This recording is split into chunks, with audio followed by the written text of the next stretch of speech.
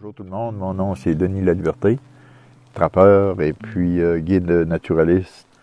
Ma spécialité c'est l'observation de l'ours noir et du castor. Donc, le matin, je revêts ma peau d'ours et en soirée, je change ma peau d'ours pour une peau de castor. Puis j'amène les gens en forêt pour leur présenter ces deux magnifiques animaux.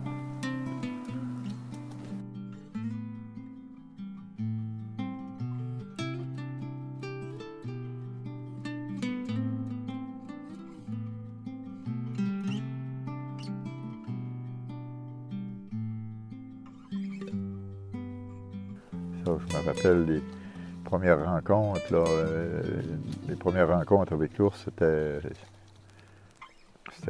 comment je peux dire, non, c'était voulu, c'était planifié dans un certain sens parce que j'avais participé à des projets. J'avais vu des gens approcher les ours, puis les gens approchaient avec, ils avaient l'air vraiment à avoir peur, puis il me semblait que c'était pas si épeurant que ça.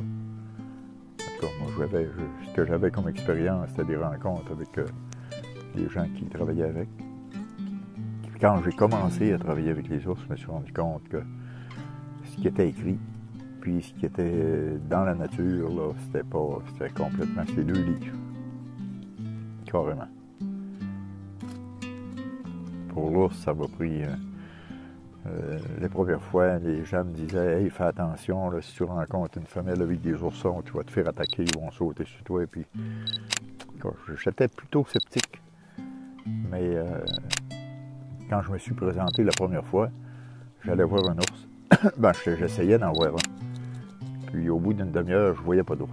Alors je me suis fatigué, puis j'étais à côté de mon site d'observation, j'attendais. Et quand au bout d'une demi-heure, bon, j'ai décidé de m'en aller, mais en même temps, je me sentais observé. C'est comme s'il y avait quelqu'un qui m'observait. Je sentais de pression, je me suis tourné, et puis l'ours était assis en arrière de moi. Il était assis à peu près 1 mètre en arrière de moi, je ne l'avais jamais entendu, je n'avais jamais rien senti. Il était tout calme, tout doux. Il s'est approché, là j'ai dit, il était pas mal proche. Il a passé à côté de moi, il se frottait près de ma jambe, il s'est assis. Ça a duré 13 ans. C'est une ours que j'ai appelée Martine. Ça a duré 13 ans, la relation avec Martine, vraiment. C'est jamais d'agressivité, absolument rien. Regarde là, Martine, en fait, c'est l'ours qui m'a vraiment fait connaître l'ours. Par son comportement, par ses mimiques, ses avertissements, ses choses. J'ai appris comment l'ours agissait. Puis avant, disons, de provoquer quelque chose, un ours, il va t'avertir. Ça, je l'ai appris. Il va souffler, il va claquer des dents, Ça, c'est des avertissements qu'il faut que tu prennes en considération.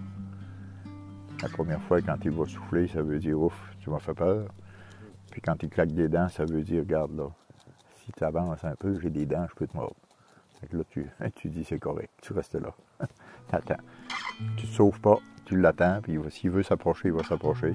Il n'y a jamais de malice là-dedans, il n'y a pas d'agressivité. C'est des bêtes que je trouve vraiment, là, en tout cas, comme moi je les vois, je ne sens pas de menace jamais quand je m'approche à côté d'un ours.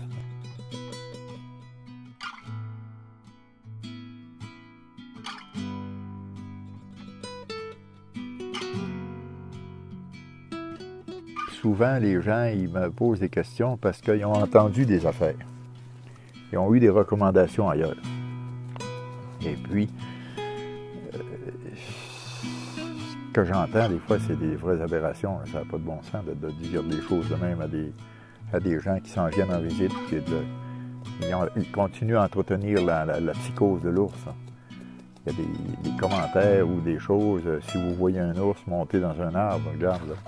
Est-ce qu'on peut s'entendre que tu ne montes pas dans un arbre, l'ours peut monter plus vite que toi? Et pourquoi est-ce qu'on leur donne comme recommandation de monter dans un arbre ou de se coucher à terre et de faire le mort? Regarde, là, c'est pas... Moi, en tout cas, je ne ferais pas ça.